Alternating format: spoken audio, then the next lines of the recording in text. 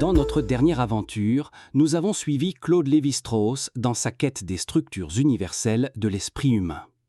Mais cette organisation des sociétés implique-t-elle toujours un pouvoir central, un chef, un État ? On nous raconte souvent que l'histoire de l'humanité serait une marche inévitable vers la complexité et vers l'État, comme si les sociétés sans roi ni police n'étaient qu'une enfance de la politique. Et si c'était faux ? Si ces sociétés n'étaient pas sans État par manque, mais par choix, si elles avaient inventé des mécanismes pour empêcher l'émergence d'un pouvoir séparé du peuple. C'est cette hypothèse radicale qu'explore Pierre Clastres, élève de Lévi-Strauss, homme de terrain, poète et penseur politique.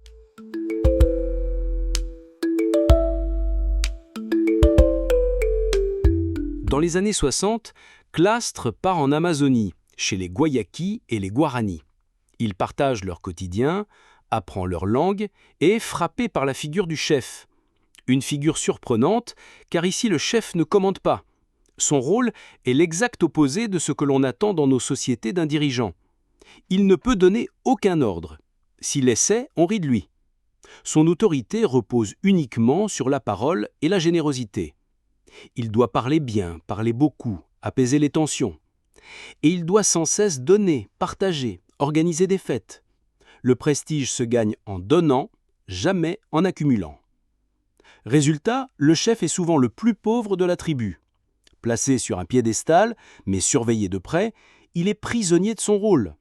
La société le tolère tant qu'il reste serviteur de la communauté, pas maître.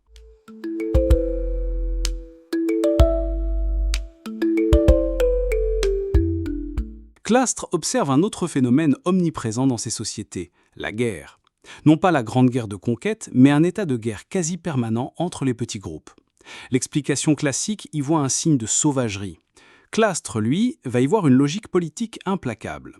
La guerre, dit-il, n'est pas un signe d'immaturité, mais une machine sociale très efficace. En maintenant chaque communauté dans un état d'hostilité envers ses voisins, la guerre empêche les alliances, les fusions, la création de grands ensembles. La guerre maintient la société dans un état de fragmentation.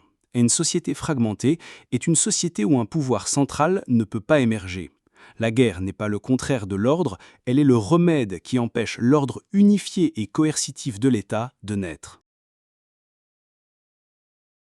Certains chercheurs, comme Pierre Darmanjat, ont nuancé cette idée.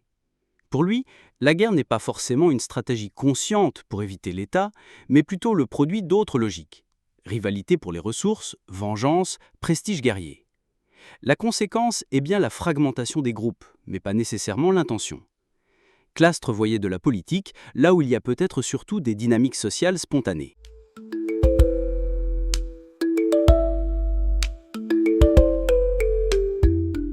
La conclusion de Clastres, exposée dans son livre culte « La société contre l'État », est une bombe intellectuelle. Ces sociétés ne sont pas des sociétés sans État. Ce sont des sociétés activement organisées contre l'État. Elles ont une connaissance intuitive de ce que Clastres appelle la grande division, celle qui sépare les dominants des dominés. Et toute leur organisation sociale, le rôle du chef, la logique de la guerre, est conçue pour empêcher cette division mortelle d'apparaître. Elles préfèrent la liberté, même au prix de la violence et de la pauvreté matérielle, à la sécurité promise par un État qui, inévitablement, créera des inégalités et de la servitude. Ce ne sont pas des sociétés incomplètes qui n'auraient pas encore découvert l'État. Ce sont des sociétés complètes qui ont fait un choix politique radical. Le refus du pouvoir séparé du peuple. L'aventure de Pierre Clastres est une formidable réhabilitation de la pensée politique des peuples premiers. Il nous a montré que ces peuples n'étaient pas des enfants de l'histoire, mais des acteurs politiques conscients, qui avaient développé des stratégies pour préserver leur autonomie. Clastres nous pousse à une révision radicale de notre vision de l'histoire. Et si l'État n'était pas le sommet de l'évolution sociale, mais une invention tardive et ambiguë? Et si, au lieu de signes de progrès, il marquait le début de l'asservissement? Son œuvre est brève. Il est mort tragiquement dans un accident de voiture en 1977 à seulement 43 ans. Mais son influence est immense, bien au-delà de l'anthropologie. Elle nourrit aujourd'hui encore les débats sur le pouvoir, la liberté et les formes possibles d'organisation collective. Avec Clastres, nous avons encore cherché une grande loi, une mécanique cachée derrière la diversité des sociétés.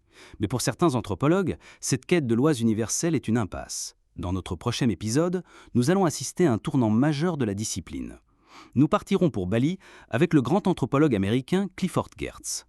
En assistant à un simple combat de coqs, il va défendre l'idée que l'anthropologie n'est pas une science qui explique, mais un art qui interprète. Une aventure qui nous apprendra à lire une culture par-dessus l'épaule de ses habitants. D'ici là, observez les groupes auxquels vous appartenez. Demandez-vous quels mécanismes, subtils ou non, ils mettent en place pour empêcher une seule personne de prendre tout le pouvoir. Et surtout, restez curieux.